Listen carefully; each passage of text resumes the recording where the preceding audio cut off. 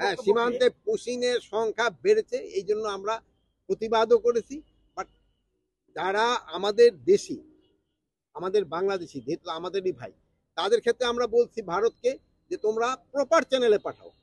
তোমরা আমরা যেমন যারা অন্যান্য দেশে যারা আমাদের দেশে অবৈধভাবে থাকে তাদের আমরা কিন্তু প্রপার চ্যানেল একটা আছে ওইটার ভাবে পাঠাই, বাট ওনারা এটা করতেছে না। বাট এই জন্য আমরা তাদের বলতেছি যে তোমরা প্রপার ভাবে পাঠাও, সে যদি আমার দেশের নাগরিক হয় আমরা অবশ্যই তারে আমরা অ্যাকসেপ্ট করব। এই ব্যাপারে আমাদের লেভেলে হয়েছে, ফরেন মিনিস্ট্রি তো তারা যোগাযোগ করতে।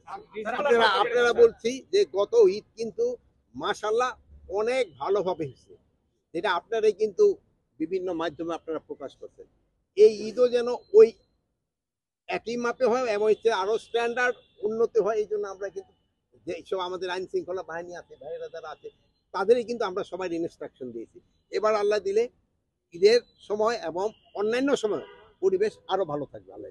আমাদের সীমান্তে কোনো ধরনের নিরাপত্তার কোনো অভাব নেই।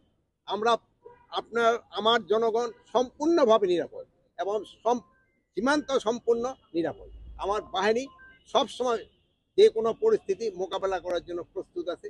কোনো রকমের অশান্তি এখানে বর্ডারে হবে না আল্লাহ। এটা কোনো কারণে শিথিল হয় নাই। তা আপনাদের ক্ষেত্রে একটা শুধু অনুরোধ করব, আপনারা সত্যি সংবাদটা প্রকাশ করবেন। যদি কোনো সংবাদ একটু বেশি প্রকাশ করা হয়, এক্সাজারেট করা হয়, প্রতিবেশী দেশ কিন্তু একটা সুবিধা পেয়ে যায়। এই জন্য আপনারা সবসময় সত্যি সংবাদ প্রকাশ করে আসছেন, ওইটি আপনারা প্রকাশ করবেন।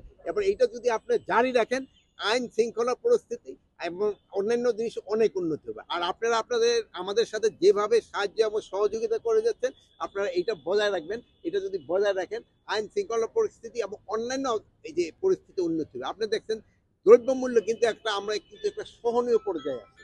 এটা কিন্তু আপনাদের চেষ্টাই হয়েছে। আপনি দেখেন এখন এই যে ধরেন ধানের উৎপাদনও কিন্তু আমাদের এইবার অনেক বেড়েছে, প্রায় 15 লক্ষ টন আমাদের এই বোরো ধানের উৎপাদন বেড়েছে। এই জন্য হয়তো আমাদের যে গত বছর যে আমাদের কিছু আমদানি করা হচ্ছে, তাহলে আমাদের আমদানি করার প্রয়োজন না হতে পারে। এই জন্য আপনারা যদি সবাই উৎসাহ করেন, আমাদের কৃষকদেরও যদি উৎসাহিত করেন, তো কিন্তু তারা করে। ইভেন আলুরও দেখেন, আলুর দাম কৃষকরা কিন্তু ইভেন আলুর দাম তার ন্যায্য দামটাও কিন্তু পাচ্ছে না, যেহেতু আলু উৎপাদন অনেক বেশি হয়ে গেছে। এবং এরও যেন ন্যায্য দামটা পায়, এটার জন্য আপনারা একটু যদি সাহায্য এবং সহযোগিতা করেন তবে ভালো হবে।